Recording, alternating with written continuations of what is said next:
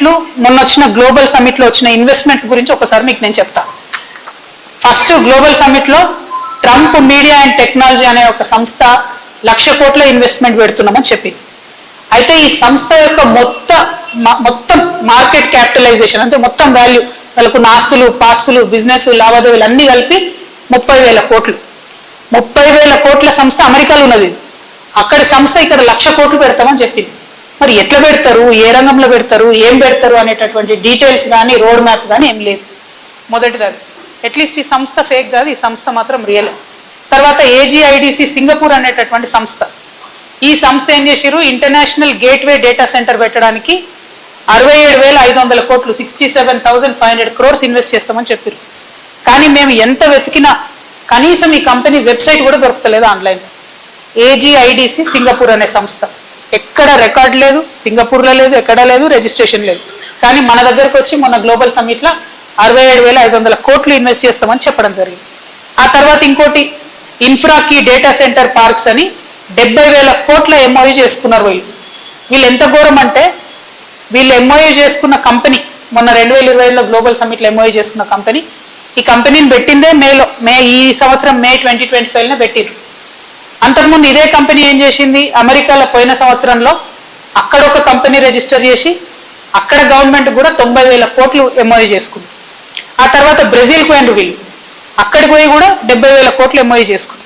అంటే నాకు అర్థమవుతున్నది ఏంటంటే ఇది ఒక ఫేక్ కంపెనీ.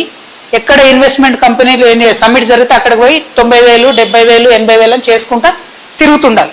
అయితే ఫేక్ కంపెనీ అయి ఉండాలి, లేకపోతే ఇప్పుడు 70,000 కోట్లు తెలంగాణ ప్రభుత్వంతో ఉన్న MOU చూపించి బ్యాంకులన్నా మభ్యపెట్టే సంస్థ అయి ఉండాలి.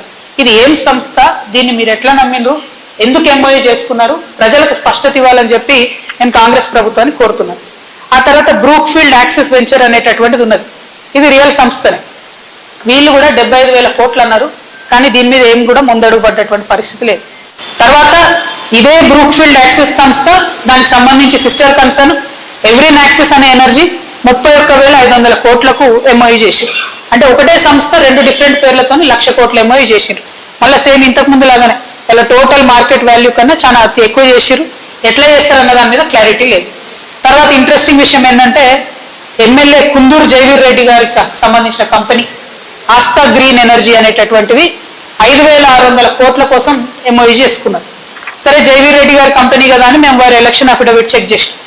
వారి ఎలక్షన్ అఫిడవిట్లోనేమో ఈ కంపెనీ పేరు లేదు. మరి పాపం కొత్తగా పెట్టి ఉండొచ్చు, నాకు తెలియదు. కానీ కొత్తగా పెట్టిన కంపెనీలు అన్నీ కూడా ఎట్లా అంటే సబ్మిట్ అవుతుందంటే 3 నెలల ముందు కంపెనీ పెడతారు అన్నారు.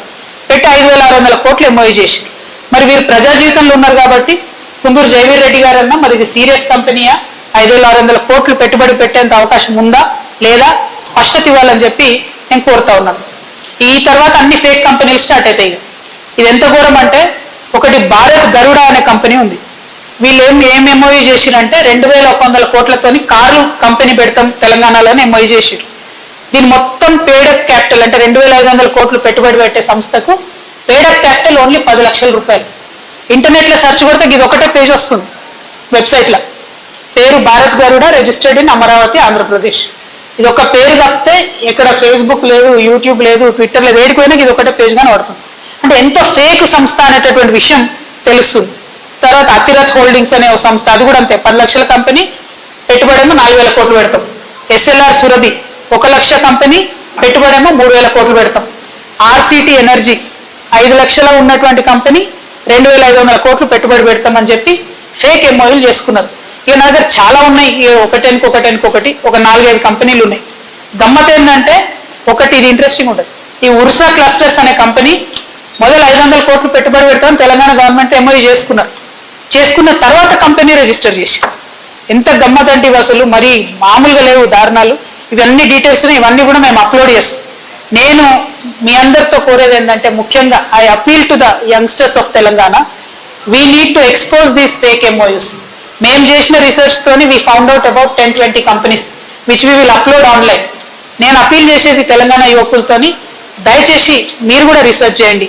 ఫేక్ MOUs ఏవైతే ఉంటాయో వాటిని ఎక్స్పోజ్ చేద్దాం. కాంగ్రెస్ ఫేక్ MOUs అనేటటువంటివి అందరు పట్టుకోండి, అటు కూడా ఇవ్వండి. కాంగ్రెస్ ఫేక్ MOUs అనేటటువంటి మనం ఎక్స్పోజ్ చేయాలి.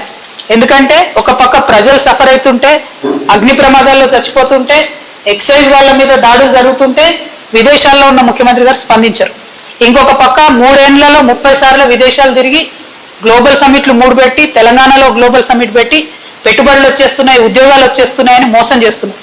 ఇంకొక పక్క పాత ప్రభుత్వం ఇచ్చినటువంటి ఉద్యోగాలకు వారు మళ్ళీ ఇప్పుడు ఏదో నోటిఫికేషన్ ఇచ్చినట్టు ప్రభుత్వ ఉద్యోగాలు ఇస్తున్నారని అట్లా మోసం చేస్తున్నారు. కాబట్టి తెలంగాణ యువకులకు నేను పిలిపిస్తా ఉన్నాను, #fake MOUs, #Congress fake MOUs, వీటిని ఎక్స్పోజ్ చేద్దాం దయచేసి. ఎందుకంటే ఈ ప్రభుత్వం ప్రజలను ఎంత మోసం చేస్తుందో మనం తెలుసుకోవాలి, తెలియజేయాలి. మనం ఏమనుకుంటాం, ఇన్ని లక్షల కోట్ల ఇన్వెస్ట్మెంట్ వస్తుందంటే ఎన్ని వేల ఉద్యోగాలు వస్తాయో అనుకుంటాం. కానీ ఇదంతా తప్పుడు ప్రచారం అనే విషయాన్ని కాంగ్రెస్ ప్రభుత్వాన్ని ఎండగట్టాలని చెప్పి నేను కోరుతా ఉన్నాను. దీని మీద తప్పక మనం చర్యలు తీసుకోవాలి. కాబట్టి యువమిత్రులందరినీ కూడా ఇన్వైట్ చేస్తున్నా. సో ఇట్లాంటి అనేక అంశాలు ఒకటి తెలంగాణ జాగృతి రేపటి నుంచి అనేకమైనటువంటి అంశాల మీద కంటిన్యూస్గా పోరాటాన్ని తీసుకోబోతా ఉన్నాం. ఈ ఎన్నికలు అయిపోయిన తర్వాత ఫిబ్రవరి 20 తర్వాత మరి మా జనం బాట ఏదైతే మిగిలిన జిల్లాలు ఉన్నాయో అది కూడా స్టార్ట్ అవుతుంది. దాని తర్వాత ఇంకా పెద్ద ఎత్తున ప్రజలకు వెళ్తామని సందర్భంగా తెలియజేస్తూ, మరొక పక్క బీఆర్ఎస్ పార్టీ రాచరిక పోకడలతోని ఎవరిని పెడితే వాళ్ళకు ఓటేయాలని బెదిరిస్తుంది. ఇంకొక పక్క కాంగ్రెస్ పార్టీ మోసపూరితమైనటువంటి విధానాలతోని తెలంగాణను వంచిస్తుంది. ఇంకొక పక్క బీజేపీ పార్టీ ఇవ్వగలిగే పరిస్థితిలో ఉండి కూడా తెలంగాణ ప్రజలకు ₹1 కూడా ఇవ్వకుండా మనల్ని విస్మరిస్తోంది. కాబట్టి ఈ రాష్ట్రంలో ఖచ్చితంగా పొలిటికల్ సిస్టమ్ని మార్చడానికి యువమిత్రులు ముందుకు కదలాలి, మేధావులు ముందుకు కదలాలి, మహిళలు ముందుకు కదలాలని పిలుపునిస్తూ కాంగ్రెస్ ఫేక్ MOUsని ఎక్స్పోజ్ చేద్దామని తెలియజేస్తూ సెలవు తీసుకుంటున్నాను. జై తెలంగాణ.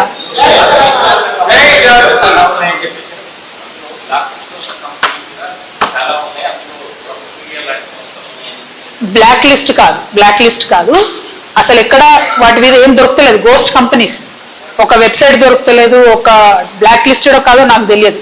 కానీ నేను ఏవైతే మేము రీసెర్చ్ చేసి పట్టుకున్న 20 కంపెనీలు ఉన్నాయో ఆ డేటా అంతా ఇప్పుడు నా ట్విట్టర్లో అన్ని చోట్ల పెడతాము. ప్రభుత్వం జవాబు ఇవ్వాలి, ఏమవుతుంది, ఇది ఎందుకు ఇంత ఫేక్ చేస్తున్నారు. ఒకవేళ ఇన్వెస్ట్మెంట్ వస్తే వచ్చినది ఎక్కడ కంపెనీ ప్రారంభమైంది, ఆ సంస్థ ద్వారా ఎన్ని ఉద్యోగాలు ఇచ్చారు అది కూడా చెప్పండి. ఏదైనా స్టార్ట్ అయి ఉంటే. నాకు తెలిసి అయితే పోయినసారి బీఆర్ఎస్ గవర్నమెంట్లో జరిగినటువంటి 1-2 MOUsకి సంబంధించి ఆ కంపెనీస్ని స్టార్ట్ చేసింది తప్పితే కొత్తగా వచ్చి ఈ గవర్నమెంట్లో వచ్చిన ఏ ఒక్క కంపెనీ కూడా ఒకటి కూడా ప్రారంభమైనట్టు నా దృష్టిలో లేదు. అయి ఉంటే సంతోషం, ఎందుకంటే తెలంగాణ యువకులకే ఉద్యోగం వస్తాయి. కాబట్టి ఈ ఫేక్ ర్యాకెట్ని ఎక్స్పోజ్ చేయాలనేటటువంటి ఉద్దేశంతోనే ఈ యొక్క ఆలోచన చేస్తా ఉన్నాం. అంటే విచారణ జరుగుతుంది కదా. The investigation is going on, let it go. The investigation should happen in a more transparent way. And anyway, Honorable KCR Garu was the Chief Minister for last 10 years, so they might have called him and he will answer for it, whatever they have called. So I have nothing to do with it. I am like you, waiting for the result. I am hoping that this entire phone tap